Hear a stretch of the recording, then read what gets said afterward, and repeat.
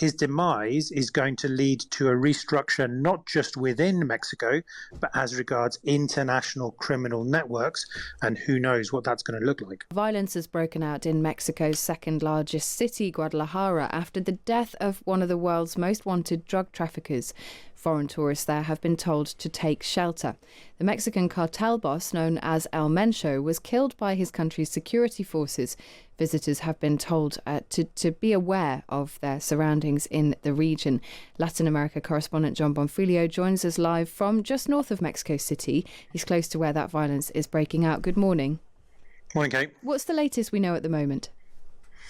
So the latest is that violence has broken out across 8 states. We're seeing roadblocks, burnt out vehicles, fires started across the area. As you say, shelter-in-place orders by local authorities and a number of international governments as well.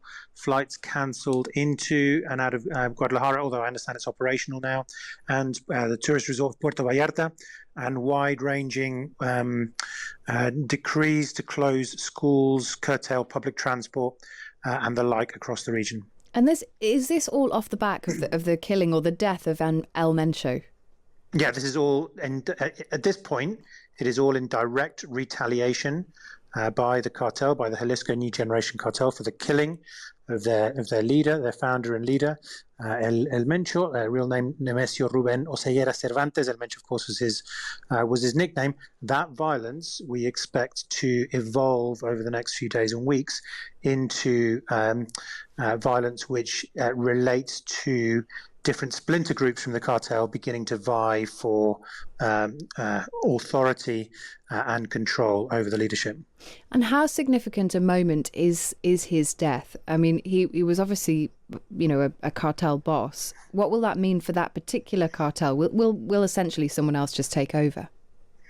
So there is a question for the cartel specifically, which is, if we look at the long history of what's often referred to as the decapitation strategy, or the kingpin strategy, where authorities go in and they try to take out the head of a particular group, what tends to happen is that there's then an extended period of extreme violence as different groups vie for the leadership, but nothing really changes. I think where this one is a little bit different is because Nemesio Oseguera Cervantes is not just Mexico's most wanted among the US's most wanted criminals, but is arguably the most powerful, if not one of the most powerful drug lords on the planet. So his demise is going to lead to a restructure not just within Mexico, but as regards international criminal networks, and who knows what that's going to look like.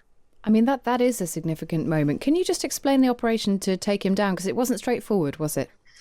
It wasn't straightforward at all, and it wasn't clear to start off with what actually was taking place. And I think this is also a relevant point because initially, when it was announced that he was killed, it seemed as though it was a sort of straightforward assassination attempt to take him out.